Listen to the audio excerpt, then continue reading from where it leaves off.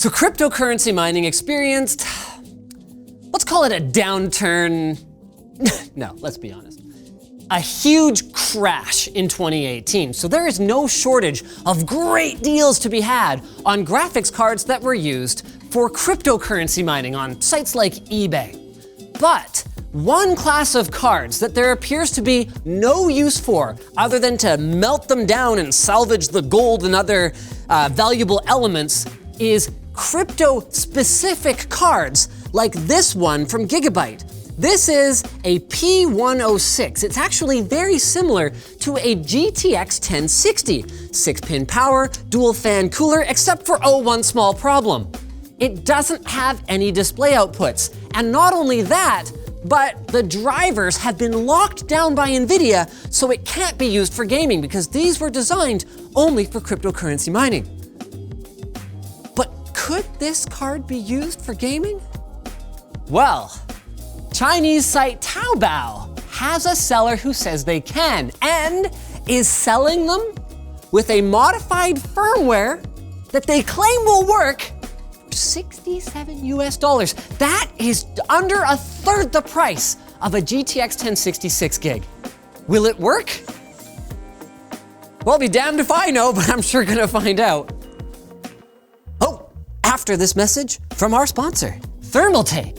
Thermaltake's A500 has a modern minimalistic design and brushed aluminum panels with dual hinge swing tempered glass doors. Check it out today at the link in the video description.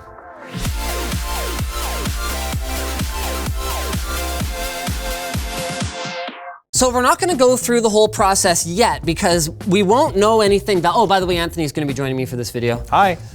He arranged the whole thing, which was apparently like a big hassle getting this thing? Yeah, apparently the seller wouldn't actually ship to Canada. I don't know what the reason was. Not sure if it's legal or whatever, but anyway, the long story short, Dennis had to contact them directly, and in order to get it shipped, they had to put it down as a computer mouse. But it's here, and it seems to be exactly what we were expecting. It's as advertised, including all the dust and grime that's built up on it from presumably months of cryptocurrency mining in a dirty warehouse somewhere. Anyway, back to what I was saying before. We're not ready to rock on that just yet because we won't know how it compares to a regular GTX 1060 unless we go ahead and run one. So this is a run-of-the-mill EVGA GeForce GTX 1060 Superclock. Okay, it's not quite run-of-the-mill.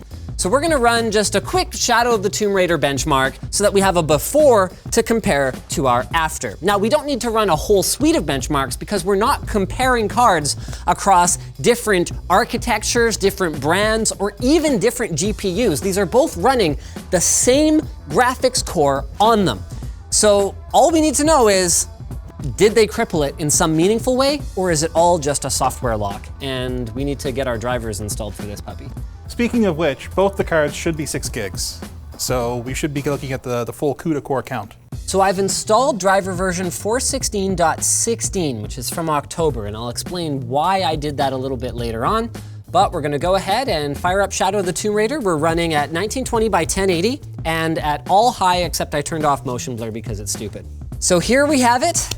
Average FPS, 68, okay, you can see the specs of our test bench here, so this is kind of a best case scenario for the 1060. We've got a 9900K in here.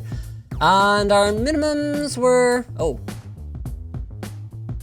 Wow, oh yeah, 56, okay, that makes more sense. So, yeah, okay, there we go. So minimums of 56, that's very playable. Here comes the Chinese mining card. Yeah, isn't that a great question? You guys probably couldn't hear that because Brandon was like, kind of mumbling. Come on over here, Brandon, come on. This is cool. How are you going to plug it in if it doesn't have I/O? So we're not saying that this technique is gonna work for everyone because if your motherboard does not have graphics outputs and your CPU doesn't have an iGPU built into it, you will not be able to do this. But remember how we got FreeSync running off of an Nvidia card before by passing the GPU power through the other card that interfaced with the display? Well, with the modified driver, the theory is we'll be able to do the same thing here, not with FreeSync, mind you, but with the performance of our graphics card being passed through the output of our onboard graphics. This is a technology that didn't really have any reason to exist on desktops on their own, but it's kind of a carryover from laptops that have onboard graphics that they run when they're trying to save power, and then high performance graphics that they switch to in games. So, but then because the feature exists, well, we can take advantage of it here. So we're gonna go ahead and install our 416.16 drivers.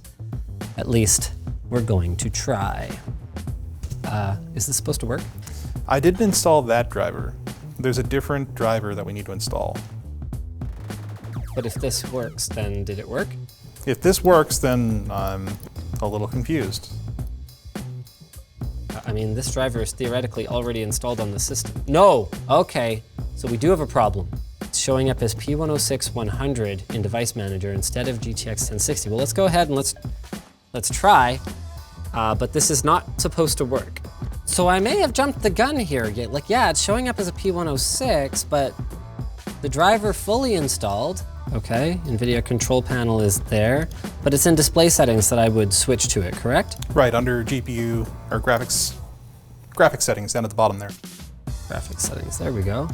Okay, so let's browse for an app. Options, here we go. High performance, save. Okay. Oh. So it doesn't pick up a P106 as a high performance GPU option. Well, what happens if we pop open the NVIDIA control panel here? You are not currently using a display attached to an NVIDIA GPU. All right, Anthony, come on in here. What do we need to do? Okay. And talk to the camera. So, okay. I'll move here. Okay. Let's just, yeah. Okay. Okay. Okay. Okay, what do I need to do? There's this little folder on the desktop that you missed, which is fine because it's like in this honeycomb pattern, which is great. It's called mining. Okay. And in there is the actual driver we need. It is modified. But if you try to install that right now, Yeah.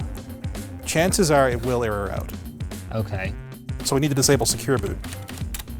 Okay, so that we have to restart for. Okay. Now, the benefit of Secure Boot is theoretically that it prevents malware from attacking your pre-boot environment. Is that about right? Yeah, but there's been an exploit on that. So this is the boot options menu in the advanced on the BIOS. It's going to change depending on what motherboard or computer you have. Yeah. But long story short, we're going to go into key management. Yeah. Then we're going to go to clear secure boot keys. And it'll be like, do you really want to delete them? Yeah, we do. So now if we go out, it's disabled. I remember the first time I encountered this, I was just absolutely furious because it doesn't even register as a change to the BIOS. No, nothing. Like, I was so mad. I was like, what do you mean that's how you disable it? I don't want to delete them forever necessarily. Like, it's not really a very clear terminology anyway. Yeah, no, and you can put them back. It's ridiculous. Anyway, long story short, you can turn it off. It's perfectly fine. You can put it back if you want, but we need to turn it off for now. Okay, now we're back in the PowerShell. We're gonna try that command again. So it's pcedit / hello. / Windows still hasn't figured out how to not take the focus away from a window that I'm actively working on. How is that even possible? It's very rude. Anyway, /set test signing on. Completed successfully. Yay! Now we need to reboot. What this allows you to do is install drivers that have not been signed. So that means that they may have been modified, it might be corrupted, it might cause instability in your system. So it's not generally a good idea, but it is required in this case. One thing I am doing here is I'm going to disable Windows Update. And there's no particular reason other than it annoys me when it tries to reinstall the driver. So I'm just gonna go ahead and do that. You should probably turn it back on afterwards if you're doing this. Now, we're gonna go to Device Manager. We're going to delete this driver that we installed earlier. Yep. Do we have to DDU it, or is that good enough? What you've I done? think this is good enough. We can DDU it. It's probably best practice to DDU it, but YOLO. Anyway. For those not familiar, DDU is a third-party driver removal utility that's actually freaking awesome. Go check it out if you ever have a stubborn driver issue. And feel free to throw some support those guys' way. They've been at it for a very long time. It's a really useful tool. I've used it many, many times. Here it is. So, this is what happens. Normally you would get an error saying that the driver is corrupted or modified or something like that. But now, Go ahead, you can still explain it. okay. But now what it came up with is this software is unsigned. So it just came up with a warning because you've got test signing mode on. It means that you're basically, for all Windows knows, a driver developer. So you're installing that driver anyway. Again, if you see that under normal circumstances, you should probably not do that, but it is required here. Do we have any way of knowing that this driver is not installing malware on this system? No. Okay. Yeah, I haven't actually looked at it. So to be clear, what we're doing here, we are actually not recommending that you try it at home. Graphics driver is installed, so we'll just close that. Now, what we want to do is look at this. It still looks like P106. Yeah. But if we go into driver, it'll say not digitally signed here. Okay, so that's what we expect. That's what we expect. This is the not signed driver. It's running. So now we go into our display settings, Shadow the Tomb Raider. Shadow the Tomb Raider. Oh, we might need to reboot. Yeah, I came up with the methodology here about 2 hours ago. And WAN show started 3 minutes ago. Oh, that's so cool. We're like 1000% seat of our pants right now. So we DDU'd it this time, which it turns out was probably a necessary step, and we're ready to go again. So we're going into here, and there it is! High performance GPU, Nvidia P106-100. So let's make that the default, and Shadow the Tomb Raider, here we go. Remember guys, it's like under 70 US dollars, okay? That's the important part of this. I'm so excited right now. It's worth remembering that this card was basically destined for the recycling bin. Exactly. Like, it could not game. There was no possible way. Well, could it be used for compute other than other than mining? Yeah, but it's a 1060 class GPU, so like... It's not even worth the PCI Express slot you put it in for that kind of a workload. Yeah. But here it is, maybe a new lease on life. And just so you guys know, there's no smoke and mirrors. Here's our HDMI cable. There it is. Going into the bottom of our monitor. And directly into the back of the motherboard. There is nothing on this card. That is looking pretty good, actually. That might actually have been higher than the superclock. Oh, that is looking real nice. Gaming on a graphics card with no outputs! Feels good, man. Well, we missed the moment when it came up, but that's fine. We've got our result, and actually, this is as good as I would have expected.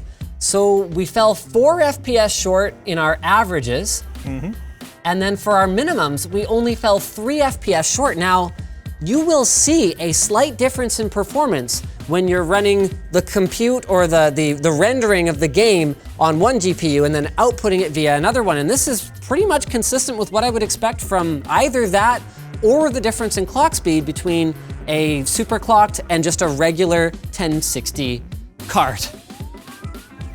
So it worked. Yeah, pretty sweet. But we are not saying at all that we would recommend this. So Anthony, there weren't really instructions from the seller on Taobao. Where did you end up getting the driver you used? Shockingly enough, from our forum. There are actually a lot of different forum posts about this. Long story short, there was one person who included a doc and a link to a Google Drive folder with all the stuff we needed, which was great. Thank you very much. With all that said, that is not a recommendation for any of you to go download that, because there's no way of knowing when you're installing an unsigned driver if anything has been changed other than the things that they said they changed, unless you're qualified to go through and examine exactly what it is they changed, in which case you could just go and do it yourself. So right now, there's really no path to avoiding the scrap heap for these P106, and if I recall correctly, there were GTX 1070 equivalents as well. Yeah, I think so. Cards. So really, the onus is on Nvidia to do something about it. Because while I'm not expecting them to run out and make this a supported use case, for any motherboard with onboard video, there's no reason that this couldn't work if they weren't specifically locking it out. So I'm not asking them to support it, I'm just asking them to not specifically disable it, because this is a serious e-waste problem. Literally thousands, tens of thousands of these cards just useful for absolutely nothing anymore when gamers could be gaming on them. Now the next stage is getting ourselves one of those fancy solder alignment things that Rossmann has and putting like an HDMI port on it. I wonder if it would work. I can't think of any reason it wouldn't. Like, does it have the actual chips for it? I'm sure there's... I don't think these guys modified their boards very much. So all that's left now is to thank PIA for sponsoring this video. Private internet access lets you use the internet privately. Woo! It allows you to get around government censorship, access geo-locked content, and even do things you might not think of, like save money on flights. So you can set your VPN to make it seem like you're shopping for tickets from somewhere else. They've got tons of great features. They don't log user data. They've got servers in, I forget how many countries it is, but it's like hundreds or thousands of servers or something like that. Whatever, I'm sure all these talking points are being shown to you guys. It's freaking awesome and it's affordable. So check out PIA today at the link in the video description. So thanks for watching, guys. If you disliked this video, you know where that button is. But if you liked it, hit like, get subscribed, or maybe consider checking out where to buy the stuff we featured at the link in the video description. Also down there is our merch store, which has cool shirts like that one, and our community forum, which you should totally join.